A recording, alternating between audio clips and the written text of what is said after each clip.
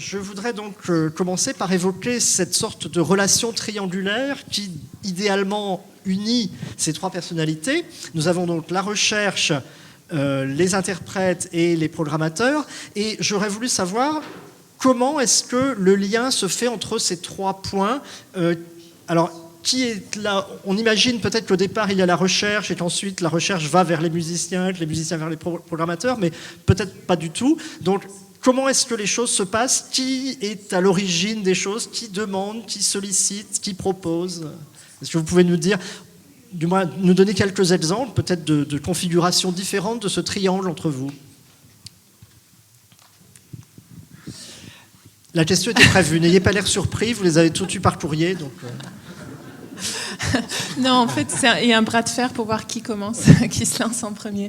Alors, je pense que évidemment, le plus traditionnel, c'est que la recherche suit son cours et l'initiatrice.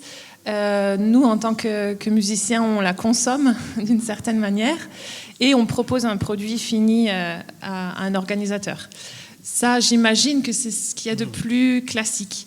Après, c'est pas toujours comme ça. Je pense qu'il y a de plus en plus de chevauchement entre la recherche et les musiciens, en tout cas. Et on voit émerger aussi un profil de musiciens et chercheurs qui est quelque chose de... Bon, pour moi personnellement, c'est malgré mon passé de nerd, je ne sais pas le mot en français, nerd, de geek, voilà. C'est très français. Malgré cela, c'est un chemin que j'ai choisi de pas suivre parce que je pense que j'ai choisi le profil de vraiment musicienne qui utilise la musicologie comme inspiration, comme soutien, comme moteur. Mais c'est tout à fait possible, on a ce profil-là. J'ai été confrontée seulement une fois à un organisateur qui m'a proposé, qui travaillait lui avec un chercheur et qui m'a proposé tout un répertoire à faire. Et c'était une situation intéressante, complètement nouvelle pour nous. Ça m'a un petit peu interloquée. J'ai trouvé l'initiative vraiment, vraiment intéressante. Ça n'a pas pu se faire à ce moment-là parce que ça n'entrait pas vraiment dans la ligne de l'ensemble. Mais en tout cas, c'est une option qui peut exister. Alors, ça n'a pas pu se faire à ce moment-là, mais depuis, vous vous êtes penché sur les partitions qu'on vous avait proposées ou bien... Alors, je l'ai fait immédiatement. Mais le problème, je pense, entre ces trois domaines, c'est le calendrier. Parce que la recherche, c'est un peu comme la rénovation de ce qu'on a vu tout à l'heure. Il faut compter une bonne dizaine d'années. Nous, on prépare nos programmes bien en avance et on essaye de les faire tourner pour qu'ils prennent de la patine. Et pour l'organisateur de festival, c'est complètement différent. Il a une autre vue sur le calendrier. J'imagine. Justement, peut-être qu'on pourrait entendre l'avis du programmateur. Alors, on pourrait dire basiquement, la recherche propose, le musicien dispose et le directeur paye. Non, soyons un peu plus sérieux. Alors, juste un petit mot sur le festival Bach en Combrailles, parce que la typologie des festivals font qu'on peut aussi inverser un peu la logique. Il se trouve que ce festival qui est basé donc dans les Combrailles, c'est en plein milieu de la France, de l'autre côté de Clermont-Ferrand, en pleine campagne. En France, on parle de la diagonale du vide, donc une zone en France qui est par définition vide de tout. Donc un territoire en général, on passe par ce territoire, mais on ne s'y arrête pas souvent. Alors on s'y arrête l'été pour ce festival, et il se trouve que ce festival a été construit par un passionné de l'œuvre de Bach, organiste, et il a décidé de construire un orgue, et il se promène un jour en Allemagne, il arrive à Arnstadt, et Arnstadt, il voit cet orgue, un des rares orgues de Bach qui est conservé aujourd'hui et qui venait d'être restauré à la fin des années 90, et il décide, dans mon village, je veux cet orgue. Et il a fait construire en quelques années, c'est un projet qui s'est fait très rapidement, la copie conforme de l'orgue d'Arnstadt qu'on a donc ici, en France, dans les Combrailles. Alors évidemment, un orgue de cette nature, aussi spécifique, fait que le directeur artistique n'a pas d'autre solution que d'être force de proposition. Et alors, je vais vous raconter une petite anecdote. L'enjeu, quand on est dans ce festival, l'enjeu de jouer des cantates de Bach, par exemple, eh bien, c'est de faire les cantates avec le grand orgue. Alors, ça pose un problème technique, mais qui est très intéressant d'un point de vue musicologique, c'est que l'orgue est au core tone, c'est-à-dire qu'il a un ton en dessous des instruments anciens. Et d'ailleurs, grande partie des manuscrits des cantates de Bach, la partie de continuo est transposée. Donc on est vraiment dans la même logique d'interprétation. Et donc l'enjeu de jouer des cantates de Bach, c'est de jouer avec le grand orgue. Une fois, je vois un jeune ensemble, que je ne citerai pas, bien entendu, et je lui dis, tu sais, l'enjeu de jouer des cantates de Bach, aujourd'hui, c'est de jouer avec le grand orgue. C'est d'ailleurs un enjeu artistique qui dépasse Bach en Combrailles, aujourd'hui. Et il me dit, oh, tu sais, je ne suis pas très convaincu. Alors évidemment, quand on est dans cette situation-là, on ne va pas plus loin et on s'arrête, et il y a d'autres musiciens qui sont en mesure de faire ça. Je pense que effectivement, il faut que les directeurs artistiques donnent la possibilité à des musiciens d'aller plus loin dans leur propre geste artistique. Et nous, à Bach en Combrailles, ça s'est fait chaque année. On paye des résidences justement pour permettre à des musiciens d'aller plus loin. 2 exemples. Lorsque j'ai voulu proposer à Jean-Luc Caux de travailler sur l'offrande musicale, on a plein de propositions de l'offrande musicale. Si on ne prend pas du temps pour aborder cette œuvre, on passe à côté. Et donc je dis, on va payer une résidence avec la Fondation Royaumont. Donc on a mis les moyens et on a donné du temps aux artistes pour faire ce travail. Plus récemment, cet été, je me suis dit qu'il faut absolument qu'on aille plus loin dans l'œuvre de Telemann, par exemple. Telemann, on en met tous un petit peu dans ses programmes, une petite pièce par-ci, une petite pièce par-là. Et alors on est tous contents de faire du Telemann, sauf que faire un programme entier Telemann, c'est quand même assez rare. Donc on a des musiciens qui sont venus, l'ensemble Les Timbres, pour ne pas les citer, et on leur paye une résidence pour faire un projet 100% Telemann. Donc oui, je crois qu'on peut aussi, nous, directeurs artistiques, être force de proposition. Ça veut dire aussi qu'il faut que je pense que les directeurs artistiques aujourd'hui ne peuvent plus être ceux qui ouvrent un catalogue et choisissent. Et ça pose aussi des vraies questions sur quel est notre rôle en tant que directeur artistique dans le choix final. Et je pense que ça, c'est une question assez personnelle. Chaque directeur artistique se définit et fait son travail un petit peu comme il l'entend. Mais voilà, donner du temps aux musiciens, leur donner la possibilité d'aller plus loin, ça, c'est une question qui est quand même aussi de notre côté. Voilà. Merci. Je pense que maintenant, il faut que nous entendions le 3e aspect de la question, avec la recherche. Bien, moi, je vais abonder dans ce qui a été dit, c'est-à-dire qu'effectivement, on a toutes les configurations qui sont possibles. C'est vrai qu'il y a aussi des temporalités différentes. Une recherche peut prendre 10 années, une édition critique va prendre un temps long, par exemple. Des musiciens vont pouvoir l'utiliser pour la chanter et des festivals pour payer les musiciens qui vont la chanter, pour reprendre l'expression. Néanmoins, effectivement, de mon expérience d'enseignante-chercheuse, c'est parce qu'on a aussi des étudiants qu'on forme qui sont des musiciens, c'est que ça va marcher dans tous les sens, aussi bien sur le plan institutionnel et de plus en plus, que sur le plan individuel, c'est-à-dire des musiciens qui vont aller trouver un chercheur, une chercheuse pour dire voilà, j'aimerais bien travailler sur ça, est-ce qu'on peut discuter, est-ce qu'on peut échanger, donc de façon officieuse ou officielle, et ça évidemment c'est très intéressant pour nous, niveau recherche, pas seulement parce qu'on s'est dit ah, je vais entendre la pièce que je vais éditer, c'est ça le but ultime, mais aussi parce que et on le voit aujourd'hui avec tous ces questionnements sur qu'est-ce que c'est que la recherche en art. Ça concerne tous les répertoires, mais il me semble que c'est extrêmement important en musique ancienne. Comment construire, comme musicien, sa force de proposition, comment proposer quelque chose dans l'environnement existant. C'est que l'intérêt, il est dans le 2 sens. C'est pas seulement le musicologue qui va donner la vraie parole, ça n'existe pas, au musicien qui doit exécuter. Il faut se dire aussi que le musicien, il est ici et maintenant. On a la problématique d'interprétation historiquement formée, mais c'est surtout quelqu'un d'ontologiquement moderne dans son environnement artistique. Donc là, je redis des évidences. Mais aussi, pour la recherche, on a besoin du fruit de l'expérience pour éclairer tout un tas d'aspects des questionnements qui ne peuvent pas être résolus de façon théorique. Donc en fait, c'est un intérêt très aigu, et le domaine de la musique ancienne en particulier, c'est ma conviction, ouvre des nouvelles perspectives pour la musicologie de cette période par l'articulation entre pratique, recherche et pratique. Donc d'un côté, les musiciens sont tous un tout petit peu musicologues dans leur enquête, et un peu l'avenir, pour dire des mots forts, de la musicologie à musique ancienne passe énormément par des questions de problématiques de performance. Je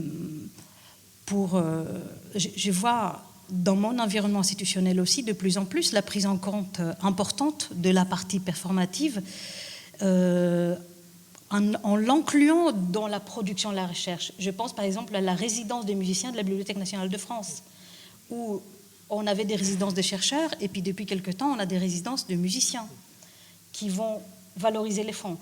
Ou mon laboratoire qui souhaite faire des artistes en résidence, ou Royaumont, par exemple, qui est un lieu de rencontre de la recherche et du coup de la production en association avec vous. Et le CMBV aussi. Le CMBV aussi, typiquement. Donc évidemment, le problème toujours... une des difficultés qui vient souvent, c'est comment financer tout ça. C'est pas un problème. C'est pas un problème. Du coup, il faut qu'on se parle. si pour vous, c'est pas un problème, c'est bien. Venez. Donc, plus sérieusement, après, nous, on va faire des éditions critiques avec plein de notes de bas de page que probablement personne ne va lire. Hein. Alors, mais c'est une vraie question.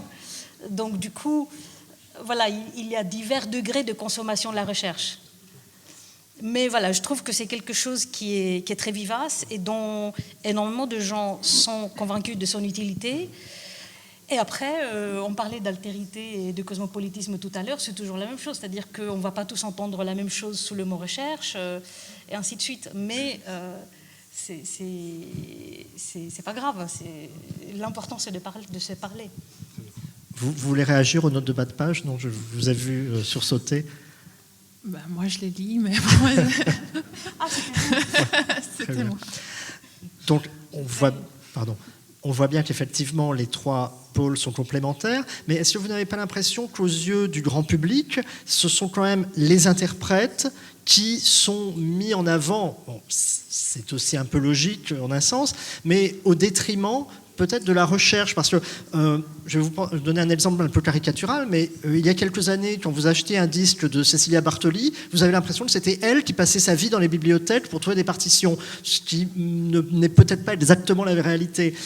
Il me semble que maintenant, on a un peu plus souvent des musicologues justement qui prennent la parole pour expliquer comment ils ont collaboré avec des musiciens pour leur proposer des œuvres, les aider à découvrir un répertoire, mais est-ce qu'il n'y a pas encore un travail à faire pour mettre en avant davantage les autres intervenants, à moins que les musiciens tiennent à garder cette place qui n'appartient qu'à eux et qu'ils ne veulent pas partager? C'est vrai. Bon. Mais alors, comment faire? Comment est-ce qu'on pourrait faire pour que... Mais c'est peut-être pas forcément mal, je sais pas. Non, mais disons, c'est quand même un peu... Il y a quelque chose d'anormal, peut-être, dans le fait que, pour le grand public, on ne voit que les interprètes, que les instrumentistes et les chanteurs, point final, et qu'on n'imagine pas forcément tout le travail qu'il y a derrière. Et c'est un peu dommage, quand même. Oui, mais alors après, je pense nous trois ici, on n'a pas la réponse. Combien vous avez vu de couvertures de grands magazines avec un Théodora Picoyou en une de Diapason, par exemple, ou combien de musicologues sont invités dans les gradios pour comprendre comment l'écosystème fonctionne. Quand des grandes radios font une semaine ou un jour spécial sur un festival, on invite les musiciens. Jamais on invite un directeur artistique pour expliquer comment ça fonctionne. Et toutes les réalités, que ce soit celles autour de la musicologie ou autour de celles des territoires.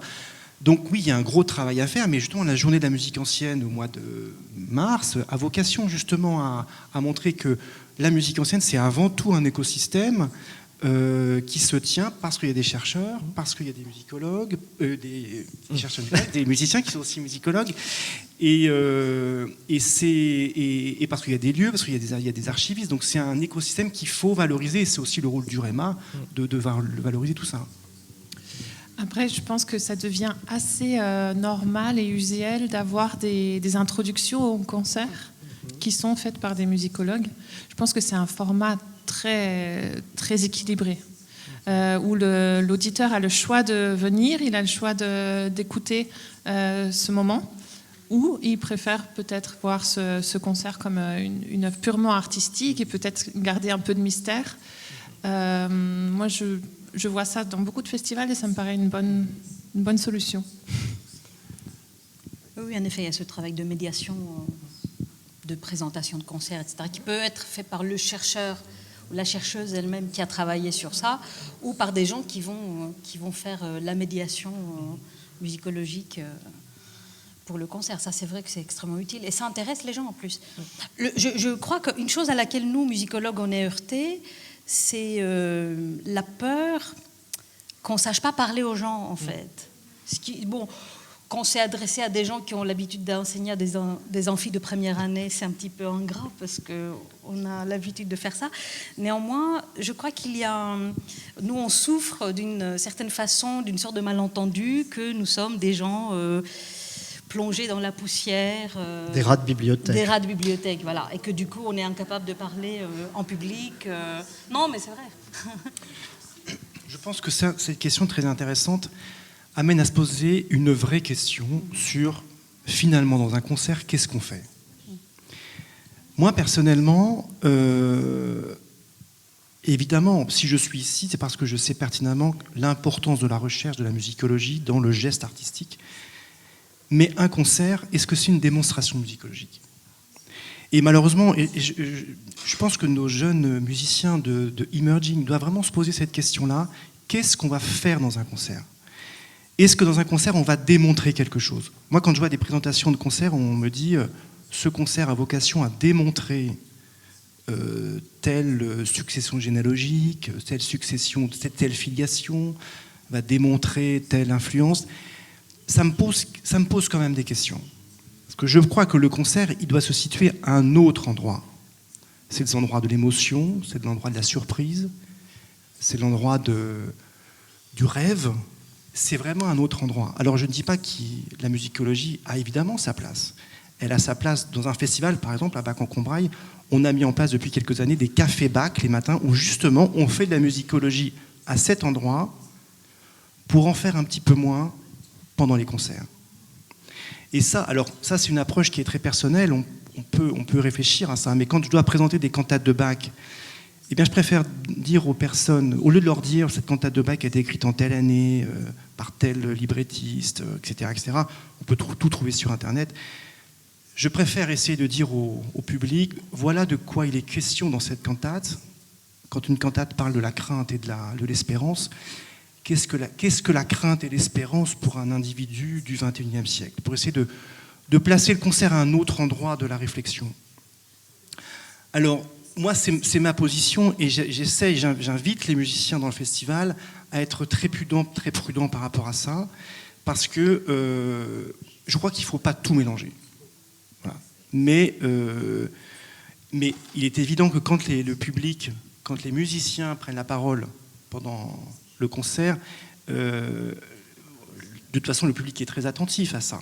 Mais on voit aussi des programmes où on sent que les musiciens, puisqu'ils sont dans un programme 17e, ils refusent de mettre une pièce du 18e, même si cette pièce du 18e pourrait élargir, donner une respiration, mais ils se refusent à faire ça parce qu'ils sont dans une logique musicologique très importante. Donc je pense qu'il faut savoir se libérer de la musicologie dans les concerts pour mieux y revenir entre les concerts et pour préparer son geste. Mais on peut ne pas être d'accord, hein. Enfin, cela dit, je pense quand même que le public de la musique ancienne est probablement, sinon le plus réceptif, du moins l'un des plus réceptifs aux approches musicologiques, à ces recherches. On est d'accord là-dessus. C'est probablement le public qui a le moins besoin d'être sensibilisé à l'importance de la recherche de tous les publics de la musique qu'on puisse imaginer. Oui, parce que les publics de musique de chambre romantique, à mon avis, ils n'ont pas autant de connaissances et on ne leur donne pas autant d'informations sur comment un quatuor de Schubert est construit. Oui, moi je souscris complètement à ce que dit Vincent, je suis absolument d'accord. Le concert n'a pas vocation à être une démonstration musicologique. La musicologie est là pour alimenter la force de proposition des musiciens. Il se pose une question en matière, parce qu'on a toutes ces thématiques de l'interprétation historiquement informée, donc une question de si on déclare qu'on fait une restitution historiquement informée, est-ce qu'elle est historiquement informée? Et donc là, évidemment, la musicologie peut donner des outils. Il n'y a pas de police musicologique, hein, et on n'est pas là pour ça en disant ah oui, non mais attends, cet orgue c'est pas le bon, donc évidemment. Après, il faut être intellectuellement honnête et puis que les musiciens choisissent comment construire leur force de proposition. Au fond, ils font ce qu'ils veulent et c'est normal parce que les gens, effectivement, ne vont pas au concert pour compter le nombre de chanteurs par pupitre et après aller vérifier, etc. C'est effectivement pour se faire prendre par la main et voyager. Et j'aime bien dire toujours à des gens des amateurs qui ont peur parce que la musique n'est pas un langage signifiant dans ses propres termes. C'est un peu comme l'art abstrait. Des gens disent oui, enfin moi j'y connais rien, mais alors je ne suis pas sûre d'avoir tout compris. Mais on n'a pas besoin d'aller au concert en ayant révisé la biographie de Telemann, etc. Mais pour se laisser porter. Alors la place de musicologue, moi je suis d'accord que c'est pas notre place n'est pas forcément sur la couverture de diapason, ni d'être en prescripteur, mais pour alimenter ce besoin de construire sa force de proposition artistique et d'en avoir conscience, c'est-à-dire d'augmenter la réflexivité des musiciens. On peut discuter longtemps sur quel est le son de la musique ancienne. Est-ce que c'est celui qui a été forgé dans nos oreilles par le disque? Est-ce que c'est lui qui a été transmis par un canon d'apprentissage de l'instrument par le conservatoire? Est-ce que c'est celui que j'ai pu, moi, musicienne, me forger en travaillant sur ce répertoire? Donc en fait, c'est au fond cette réflexivité-là qui me semble fondamentale. Pourquoi je fais sur scène ce que j'ai fait?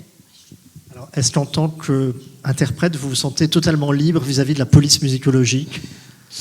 À mes trousses, toujours. Je pense que c'est un choix vraiment personnel.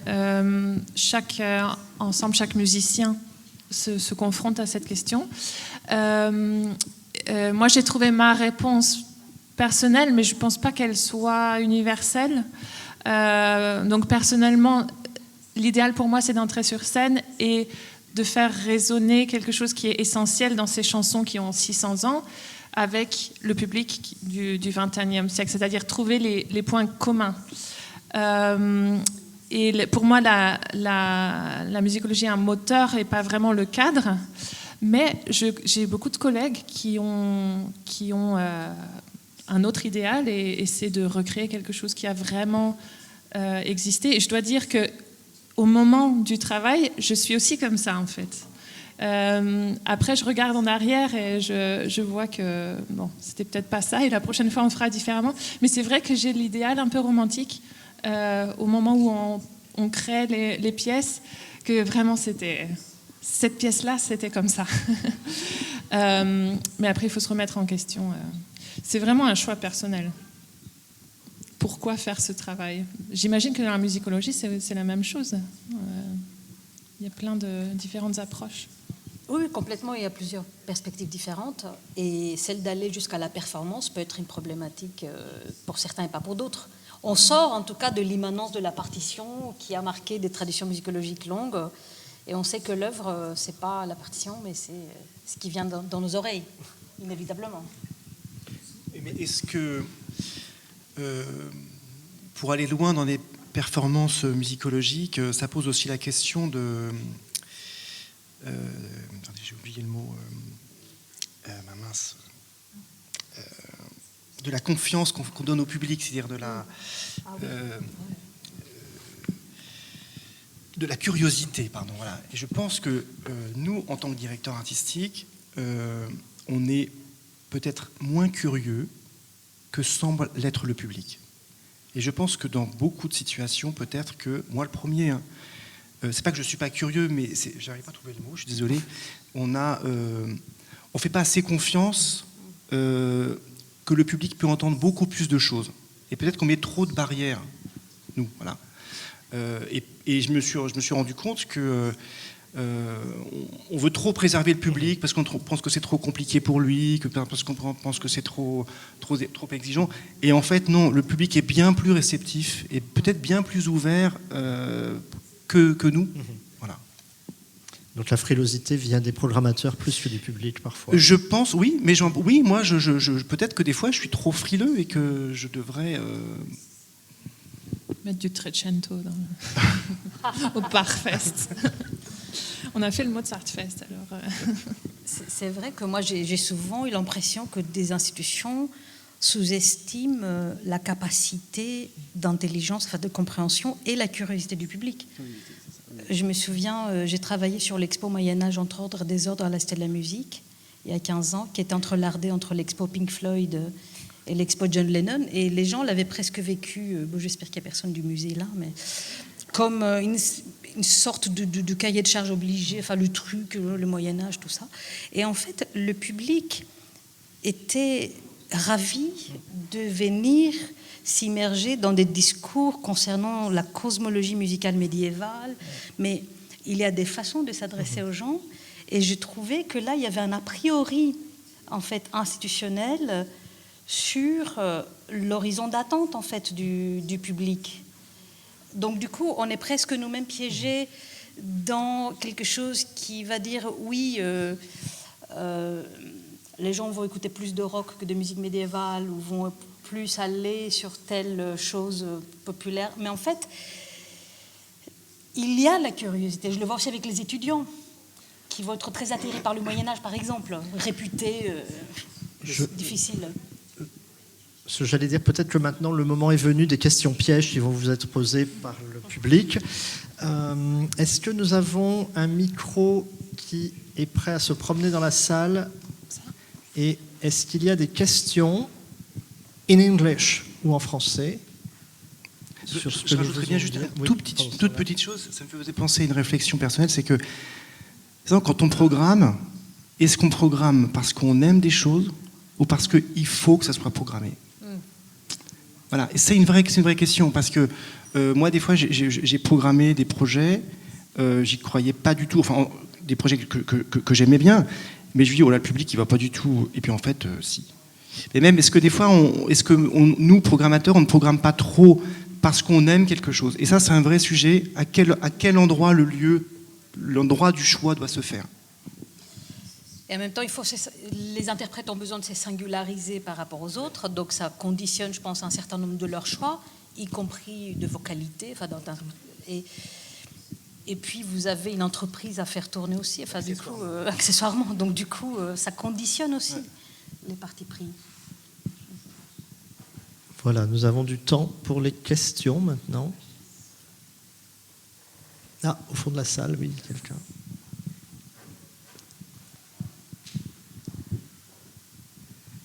Oui, bonjour, Jean-Marc M. dans Marsan Baroque, Festival de Marsan Baroque, mais je suis aussi musicien, accessoirement. Je rebondis un petit peu sur ce que disait Vincent, qu'il y a des interprètes qui refusent des fois de mettre une pièce du 18e dans un programme du 17e. En fait, c'est là aussi où la musicologie intervient, c'est-à-dire que des fois, on a des limitations de tempérament, de diapason, bien etc. Entendu. Donc, si on va avoir un minimum d'honnêteté par rapport à la musique qu'on fait, il faut quand même aussi se mettre certaines limites, même si je sais qu'il y en a qui n'hésitent pas à utiliser un tempérament égal pour de la musique du XIIIe au XXe siècle. Donc ça, c'est une autre histoire. Après, ce que je te disais aussi, c'est que je pense que si, en tant que programmateur, là, alors, si on est convaincu, en fait, de quelque chose, et je dis convaincu, pas amoureux, finalement, mais convaincu par la démarche et par ce que propose un musicien, il ne faut pas hésiter du tout à le programmer. Ça, c'est pas, je veux dire, même si moi j'ai déjà programmé des choses que je n'aime pas du tout, mais je trouvais que la démarche était très intéressante et que ça amenait quelque chose. Et en général, le public suit là-dessus. Donc voilà, que ce soit de la musique du Trecento ou de la musique romantique. Donc il ne faut pas visiter. C'est pas une question d'amour, je dirais, c'est une occasion d'être convaincu de la démarche du musicien. Voilà, c'est juste une réflexion. Et quand ce qui concerne la musicologie, évidemment qu'elle nous sert tous les jours, mais et c'est quelque chose qui évolue aussi. Je veux dire, la musicologie de maintenant n'est pas celle de Willy Apple ou des grands musicologues américains ou allemands du XXe siècle, même s'ils ont fait des choses extraordinaires. Mais c'est vrai que tous les jours, la musicologie nourrit effectivement de la musique, de la démarche historiquement informée. Et moi, je suis toujours étonné par mes étudiants qui m'amènent de nouveaux répertoires, là j'en ai à côté, qui me font découvrir des choses et aussi me font découvrir une nouvelle manière d'aborder la musique. Ça, c'est aussi important. Donc, voilà, c'est juste des réflexions. Mais le débat est ouvert.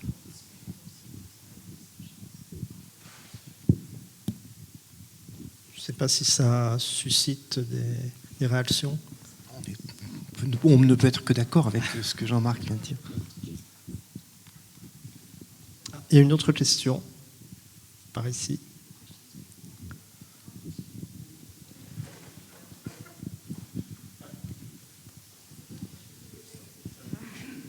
Ça marche.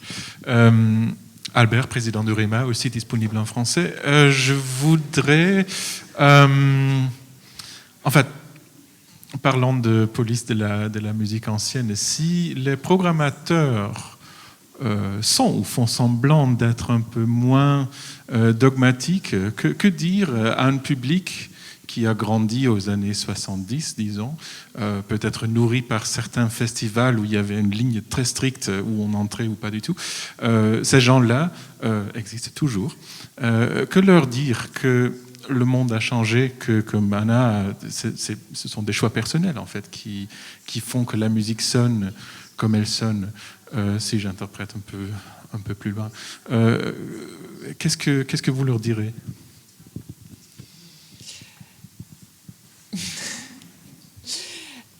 Arrête de nous embêter avec vos opinions vêtues. Non. Je pense que souvent, on a l'impression, ou en tout cas, moi, j'ai eu l'impression que ce genre de discours, on devait choisir un camp et que c'était l'un ou l'autre, que, en gros, en simplifiant, on était authentique ou commercial. Et je pense qu'en fait, c'est pas un choix qu'on a vraiment besoin de faire. Que parfois, le choix des pièces déjà, la manière de faire, même si on croit que c'est authentique, mais elle peut être assez catchy, un peu. Oui, elle peut paraître commerciale, mais même si l'intention n'y est pas. Donc je pense que si on me dit ça, je dirais que c'est pas noir ou blanc. Et que même on peut faire un choix selon un programme, selon une pièce, selon un compositeur. Voilà, il n'y a pas vraiment une ligne à choisir pour toujours, dans mon opinion. Je ne suis pas sûre que ça réponde à votre question. Oui, peut-être. D'abord, pour cette histoire de police psychologique, évidemment, on pourra s'amuser longtemps. Pour aller dans le sens de la keynote, c'est-à-dire que en sciences humaines, on va venir surtout avec des questions. Du coup, le dogmatisme, moi, je l'ai senti souvent de l'autre côté pour beaucoup de choses. Après, c'est sûr que nous, on arrive avec les questions, mais les musiciens sur scène, il faut qu'ils tranchent si c'est fa dièse ou fa bécard. Ça, il faut... Bon. Donc, et après, on peut discuter pendant des heures. Après, on parle d'un champ, notre périmètre, le périmètre esthétique et musical de répertoire qui nous réunit ici est gigantesque. Et on peut avoir des différences de perspective selon les ensembles et selon le répertoire, parce que dans ce qu'on met dans la musique ancienne peut être quelque chose de très écrit, peut être aussi des répertoires qui touchent beaucoup à l'oralité, à l'improvisation, etc. Et ça change quand même les perspectives dans des choix d'interprétation, parce que moi j'ai l'impression, je le vois aussi avec nos étudiants, qu'il y a une génération qui va venir du conservatoire, qui est formé avec un niveau qui monte de plus en plus et de plus en plus, mais qui est plongé, même institutionnellement, dans des canons esthétiques. Et puis d'autres qui vont être beaucoup plus de fait, et puis en général, pas forcément, mais en général, quand on monte sur les périodes les plus éloignées, dans aussi des méthodologies de travail comme l'a fait la musicologie, qui vont chercher dans la musique traditionnelle, dans le bassin méditerranéen, etc. Donc on est sur des perspectives différentes, et vis-à-vis du répertoire, et vis-à-vis des techniques qui vont être déployées, et de fait, vis-à-vis de la perspective qu'on va mettre en place. Donc du coup, voilà, il y a plusieurs cas de figure qu'on peut rencontrer dans le rapport avec la musicologie aussi. Je pense que ça dépend vraiment du répertoire, parce que le rôle du compositeur et de l'interprète change tellement. C'est complètement une autre histoire pour mon répertoire que pour le baroque français, par exemple. Ouais. Bien, nous avons encore 5 minutes. We still have 5 minutes for a few more questions, if you like. Oui, une question.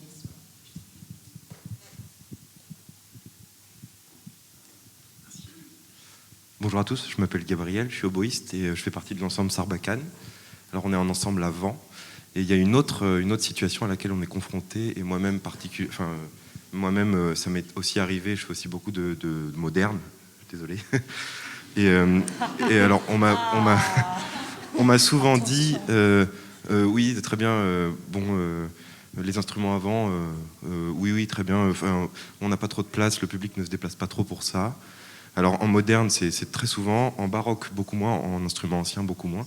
Et ça c'est chouette, mais il est vrai que le l'octueur avant est souvent remis à sa place, qui lui convient très bien d'ailleurs en plein air ou des choses comme ça. Mais il y a en plus de tout ce dont on parle, peut-être police musicologique et tout ça, il y a pas une discrimination envers les vents, mais il y a quand même quelque chose où dans la confiance qu'on leur porte, on les laisse quand même en dehors de cette... on adorerait, nous, en fait, et c'est ce qu'on va faire tout à l'heure, on joue au concert tout à l'heure, un répertoire très, je dirais, très intime, mais en fait, on adore, et les vents peuvent aussi faire ce genre de musique, et comment est-ce qu'on pourrait convaincre, nous, plus les programmateurs et tout ça, que les vents ont aussi leur place dans des salles un peu plus réduites ou dans des églises, et qu'on peut faire la même musique que les cordes, et le public est toujours conquis. Voilà, c'est des questions qu'on se pose, nous, en tant qu'ensemble avant. Question pour le programmateur, je pense. Le musicologue peut être utile. Oui, je ne sais pas comment répondre. Bon, vous êtes un ensemble de bois, déjà vous n'avez pas de saxophone. Non, je rigole, mais je ne sais pas tellement répondre à cette question, si ce n'est la question, elle est au cœur de chaque programmateur. Il y a un moment, soit on veut aller plus loin, soit on veut faire confiance à un ensemble comme le vôtre, soit on est curieux, ou soit on ne l'est pas. Malheureusement, je ne sais pas. Je ne sais pas. Si je peux me permettre, alors moi je pense que là où il y a des préjugés, il y a l'option de créer la surprise. Et en fait, c'est une bonne carte à jouer, parce que justement, les gens s'attendent tellement et savent ce qu'ils vont écouter. Et par exemple, en musique médiévale, très souvent, on a cette chance de les surprendre d'un côté ou de l'autre. Encore faut-il avoir la possibilité de surprendre les gens. Ah donc, oui, voilà. Ouais. Non, il faut une première fois, au moins pour...